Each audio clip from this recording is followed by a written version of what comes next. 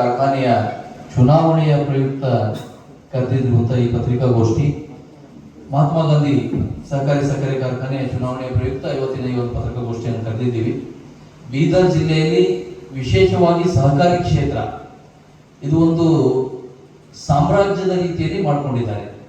ಅದು DCC bank ಇರ್ಬೋದು, MGSSK ಇರ್ಬೋದು, NSSK ಇರ್ಬೋದು, ಇವೆಲ್ಲ ತಮ್ಮದೇ ಆದಂತ ಒಂದು ಡೈನೆಸ್ಟಿಯನ್ನು ಮಾಡ್ಕೊಂಡಿದ್ದಾರೆ. ಇಲ್ಲಿ ಬೇರೆಯವರು ಯಾರು ಇದರಲ್ಲಿ ಭಾಗವಹಿಸಬಾರ್ದು. ಉದಾಹರಣೆಗೆ ನಾರಂಜಾದಲ್ಲಿ 24,000 ಶೇರ್ ಹೋಲ್ಡರ್ಸ್ ಇದ್ರೆ 4,400 ಮತದಾರ ಪಟ್ಟಿ ಮಾಡಿದ್ದಾರೆ. ಮಹಾತ್ಮ ಗಾಂಧಿ ಫ್ಯಾಕ್ಟರಿಯಲ್ಲಿಯೂ ಕೂಡ 23,000 ಮೇಲ್ಪಟ್ಟು ಮತದಾರ ಇದ್ರೂ ಕೂಡ ಅದಕ್ಕೆ 4,600 ಮತದಾರರ ಪಟ್ಟಿಯನ್ನು ಶೇರ್ ಹೋಲ್ಡರ್ಸ್ ಅಷ್ಟಿದ್ರು ಕೂಡ 4,600 ಮತದಾರರ ಪಟ್ಟಿಯನ್ನು ಅವರು ಮಾಡಿದ್ದಾರೆ. ನಾನು ಈಗಾಗಲೇ ಹಿಂದಿನ ಪತ್ರಿಕಾಗೋಷ್ಠಿಯಲ್ಲಿ ಹೇಳಿದ ಹಾಗೆ ನಾರಂಜ ಕಾರ್ಖಾನೆಗೆ ನಾವು ಇದು ಮಾಡಿರೋದು ತಪ್ಪಿದೆ. ಈ ರೀತಿ ಮಾಡಿರೋದ್ರಿಂದ ಇಲ್ಲಿ ಚುನಾವಣೆಯ ಅಕ್ರಮ ನಡೀತಾ ಇದೆ. ನಿಜವಾಗಿ ಯಾರು ಮತದಾರ ಇದ್ದಾರೋ ಅವರಿಗೆ ಮತದಾರ ಹಕ್ಕು ಸಿಗ್ತಾ ಇಲ್ಲ. ಏನು ವೋಟ್ ಚೋರಿ ಅಂತ ಹೇಳಿ ರಾಹುಲ್ ಗಾಂಧಿ ಅವರು ಹೇಳಿದ್ದಾರೆ, ಆ ವೋಟ್ ಚೋರಿ ಬೀದರ್ನಲ್ಲಿ ಅವ್ರ ಜನರಿಂದನೇ ಆಗ್ತಾ ಇದೆ. ಅದಕ್ಕೆ ತಡೆ ಕೊಡಬೇಕು. ಚುನಾವಣೆ ಅಕ್ರಮ ನಡೆದಿದೆ, ಎಲೆಕ್ಷನ್ ತಡೆ ಕೋರಬೇಕು ಅಂದಾಗ ಮಾನ್ಯ ಉಚ್ಚ ನ್ಯಾಯಾಲಯ ದಿನಾಂಕ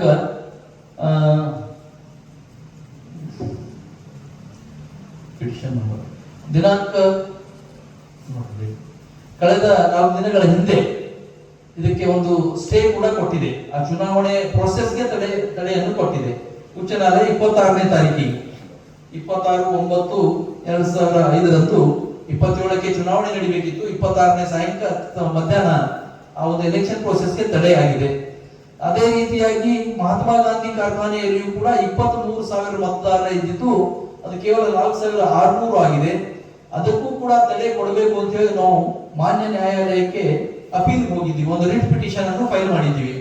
ಈ ಒಂದು ರಿಟ್ ಪಿಟಿಷನ್ ಫೈಲ್ ಮಾಡಿದ್ದಾಗ ವೆಕೇಶನ್ ಇರೋದ್ರಿಂದ ಕೋರ್ಟ್ಗಳಿಗೆ, ಹೈಕೋರ್ಟ್ಗೆ ವೆಕೇಶನ್ ಇರೋದ್ರಿಂದ ವೆಕೇಶನ್ ಬೆಂಚ್ ಎದುರುಗಡೆ ಈ ವಿಷಯ ಬಂದು ಅವ್ರು ನಮಗೆ ಸ್ಟೇ ಕೊಡ್ಲಿಲ್ಲ. ಆದ್ರೆ ಅವರು ಒಂದು ಆರ್ಡರ್ ಅನ್ನು ಪಾಸ್ ಮಾಡಿದ್ದಾರೆ. ದ ಮಹಾತ್ಮ ಗಾಂಧಿ ಸಹಕಾರಿ ಕಾರ್ಖಾನೆ ನಿಯಮಿತ್ on 6/10/25 shall be subjected to the result of the writ petition. ಇದರ ಅರ್ಥ ಅದರ ರಿಸಲ್ಟ್ ಬಂದರೂ ಕೂಡ ಚುನಾವಣೆ ಆದರೂ ಕೂಡ ಅದರ ರಿಸಲ್ಟ್ ಅದರ ಮೇಲ್ಗಡೆ ಇರ್ತದೆ. ಈ ರಿಟ್ ಪಿಟಿಷನ್ ನ ರಿಸಲ್ಟ್ ಮೇಲೆ ಅದು ಡಿಪೆಂಡ್ ಇರ್ತದೆ. It is subjected to the result of the writ petition. ಅಂದ್ರೆ ಮುಂದೆ ಅವರು ಗೆದ್ರೂ ಕೂಡ ಅಲ್ಲಿ ಅಕ್ರಮ ಆಗಿದೆ, ಮತದಾರರ ಪಟ್ಟಿ ತಯಾರಿಯಲ್ಲಿ ಅಕ್ರಮ ಆಗಿದೆ ಅನ್ನೋದು ಪ್ರೂವ್ ಆದ್ರೆ ಯಾರು ಗೆದ್ದಿರ್ತಾರೋ ಅವರು ಕೂಡ ನಲ್ ಅಂಡ್ ವೈಡ್ ಆಗುತ್ತೆ ಅನ್ನುವಂತ ಒಂದು ವಿಷಯವನ್ನು ಮಾನ್ಯ ಉಚ್ಚ ನ್ಯಾಯಾಲಯದ ನ್ಯಾಯಾಧೀಶರು ತಿಳಿಸಿದ್ದಾರೆ. ಈ ವಿಷಯವನ್ನು ಗಮನಕ್ಕೆ ತರಲಿಕ್ಕೆ ನಾವು ಇವತ್ತಿನ ಈ ಪತ್ರಿಕಾಗೋಷ್ಠಿಯನ್ನು ಕರೆದಿದ್ದೀವಿ. ಇದ್ರ ಜೊತೆಯಲ್ಲಿ ಚುನಾವಣೆಯಲ್ಲಿ ನಮ್ಮವರು ಕೂಡ ಭಾಗವಹಿಸಬೇಕಂತೆ. ಕಳೆದ ರಿಟ್ ಪಿಟಿಷನ್ ನಂಬರ್ ಮಹಾತ್ಮ ಗಾಂಧಿದು ರಿಟ್ ಪಿಟಿಷನ್ ನಂಬರ್ WP 02-03035/2025 ಇದು ರಿಟ್ ಪಿಟಿಷನ್ ನಂಬರ್ ಇದೆ. ಕಲಬುರಗಿ ಹೈಕೋರ್ಟ್ ನಲ್ಲಿ ನಾವು 3/10/2025 ಇದನ್ನು ನಾವು ಸಬ್ಮಿಟ್ ಮಾಡಿದ್ದೀವಿ. ಅವತ್ತೇ ಇದನ್ನು ಈ ಆರ್ಡರ್ ಅನ್ನು ಕೂಡ ಅವರು ಪಾಸ್ ಮಾಡಿದ್ದಾರೆ. ಇದು ಮಹಾತ್ಮ ಗಾಂಧಿದು. ಇನ್ನು ಮಹಾತ್ಮ ಗಾಂಧಿ ಚುನಾವಣೆ ನಡೆದ್ರೂ ಕೂಡ ನಮ್ಮ ಅಭ್ಯರ್ಥಿಗಳು ಇರಬೇಕು ಅಂತ ಹೇಳಿ ನಾವು ನಮ್ಮ ಅಭ್ಯರ್ಥಿಗಳಿಗೆ ಸ್ಪರ್ಧೆಗಿಳಿಸಿದ್ದೀವಿ. ಮೊದಲನೇದಾಗಿ ಸಾಮಾನ್ಯ ಮತಕ್ಷೇತ್ರದಿಂದ 3 ಜನ ಅಭ್ಯರ್ಥಿಗಳಿದ್ದಾರೆ. ಒಬ್ರು ಭೀಮರಾವ್ ಶಂಕರರಾವ್ ಮಂಡೋಳೆ ಅಂತ ಹೇಳಿ, ಇನ್ನೊಬ್ರು ರಾಜೇಂದ್ರ ನಾಮದೇವರಾವ್ ಮಾಲಿ, ಇನ್ನೊಬ್ರು ಜ್ಞಾನೋಬ ಶ್ರೀಧರ್ ನಿರ್ಗುಡೆ. ಹುಮನಾಬಾದ್ನಿಂದ ಜ್ಞಾನೋಬ ಶ್ರೀಧರ್ ನಿರ್ಗುಡೆ, ಔರಾದ್ನಿಂದ ರಾಜೇಂದ್ರ ನಾಮದೇವರಾವ್ ಮಾಲಿ ಹಾಗೂ ಭಾಲ್ಕಿಯಿಂದ ಭೀಮರಾವ್ ಶಂಕರರಾವ್ ಮಂಡೋಳೆ ಅಂದ್ರೆ 3 ಜನ ನಮ್ಮ ಅಭ್ಯರ್ಥಿಗಳು ಇದ್ದಾರೆ.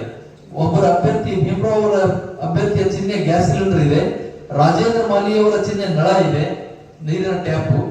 ಜ್ಞಾನೋಬ ಅವರ ಚಿಹ್ನೆ ಅಲ್ಮಾರ ಇದೆ. ಅದೇ ರೀತಿಯಾಗಿ ಇದು ಸಾಮಾನ್ಯ ಕ್ಷೇತ್ರ. ಸಾಮಾನ್ಯ ಮಹಿಳಾ ಕ್ಷೇತ್ರದಿಂದ 2 ಸ್ಪರ್ಧೆ ಮಾಡಬೇಕಾಗಿತ್ತು. 2 ಅಭ್ಯರ್ಥಿಗಳನ್ನು ಹಾಕಿದ್ವಿ. ದ್ರಾಕ್ಷಾಯಣಿ ಮಲ್ಲಿಕಾರ್ಜುನ್ ಪೊಲೀಸ್ ಪಾಟೀಲ್, ಇವರು ಹುಮನಾಬಾದ್ ತಾಲೂಕ, ಮತ್ತು ಸರೋಜಿನಿ ರಾಜಪ್ಪ ಹಿರಣ ನೇಳಗಿ ಅಂತ ಹೇಳಿ ಭಾಲ್ಕಿ ತಾಲೂಕ. ಮೊದಲನೆಯವರು ದ್ರಾಕ್ಷಾಯಣಿ ಮಲ್ಲಿಕಾರ್ಜುನ್ ಪೊಲೀಸ್ ಪಾಟೀಲ್ ತಳಮಡಗಿ, ಅವರ ಚಿಹ್ನೆ ಬಕೆಟ್ ಇದೆ. ಇನ್ನೊಬ್ರು ಸರೋಜಿನಿ ರಾಜಪ್ಪ ಹಿರಣ, ಅವರ ಚಿಹ್ನೆ ಪೊರಕೆ ಜಾಡು ಇದೆ. ಇನ್ನು ಪರಿಶಿಷ್ಟ ಜಾತಿ ಕ್ಷೇತ್ರದಿಂದ ನಮ್ಮ ಪಕ್ಷದ ಅಭ್ಯರ್ಥಿಯಾಗಿ, ನಮ್ಮ ಬೆಂಬಲಿತ ಅಭ್ಯರ್ಥಿಯಾಗಿ ಧನರಾಜ್ ನಾಗಪ್ಪ ಒಡೆಯರ್ ಅವರ ತಾಲೂಕ, ಇವರ ಚಿಹ್ನೆ ಹೊಲಿಗೆ ಯಂತ್ರ ಇದೆ.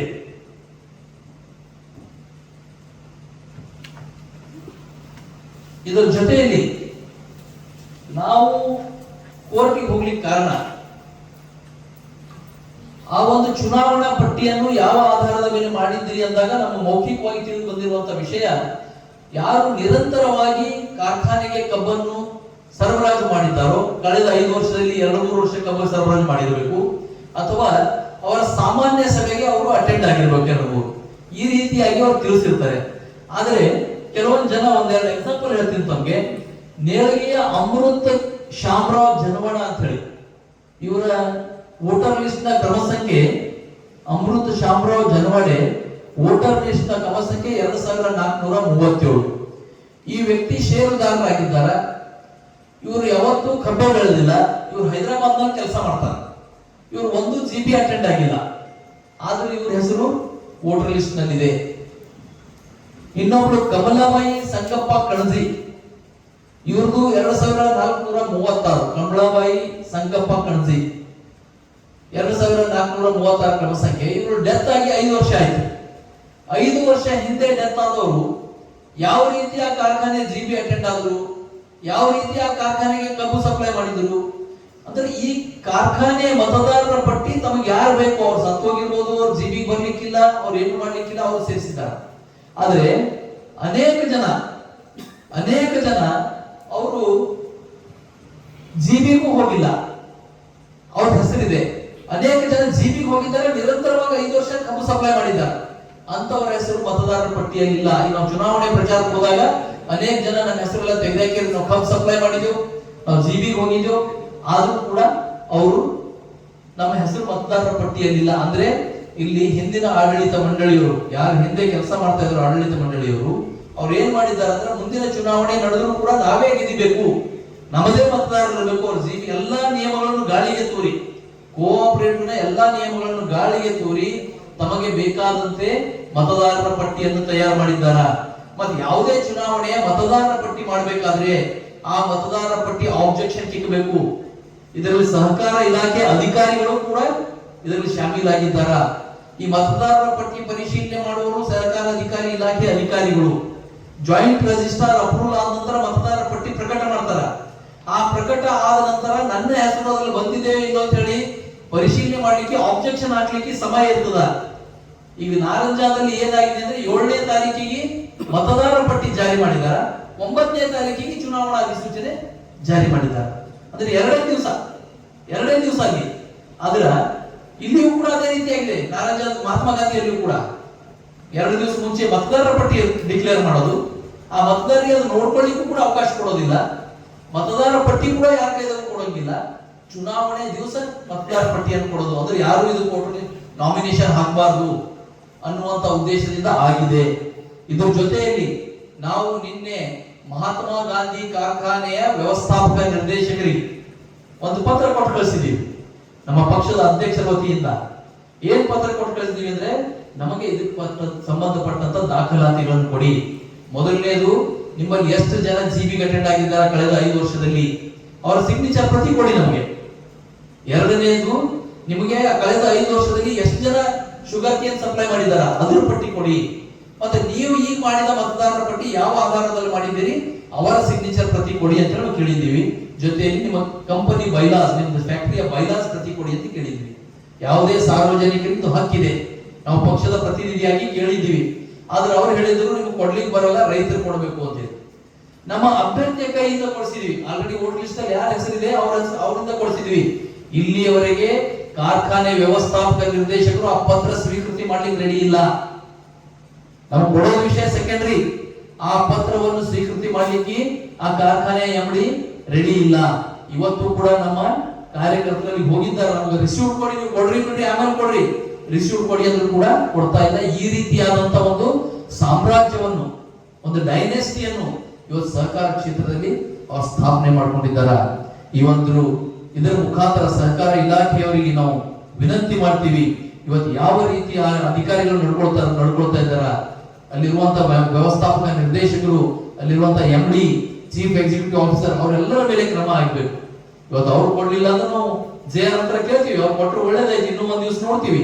ಯಾಕಂದ್ರೆ ನಾವು ಇವೆಲ್ಲ ದಾಖಲಾತಿಗಳನ್ನು ಕೋರ್ಟಿಗೆ ಕೊಡ್ಬೇಕಾಗ್ಯದ. ಕೋರ್ಟಿಗೆ ಕೇಳಿದ್ರೆ ಮಾನ್ಯ ಕೋರ್ಟ್ ಇಲ್ಲ, ಕೊಡ್ಲಿಲ್ಲ ಅಂದ್ರೆ ಕೊಡ್ತಾ ಇಲ್ಲ ಅಂತ ಹೇಳಿ ಕೋರ್ಟಿಗೆ ಹೇಳ್ತೀವಿ. ಅವಾಗ ನ್ಯಾಯಾಲಯನೇ ಅದನ್ನು ತರಿಸ್ಲಿಕ್ಕೆ ಅವರಿಂದಲೇ ಪ್ರೊಡ್ಯೂಸ್ ಮಾಡ್ಕೊಳ್ಳುವಂತ ವ್ಯವಸ್ಥೆ ಕೂಡ ಆಗಬಹುದು.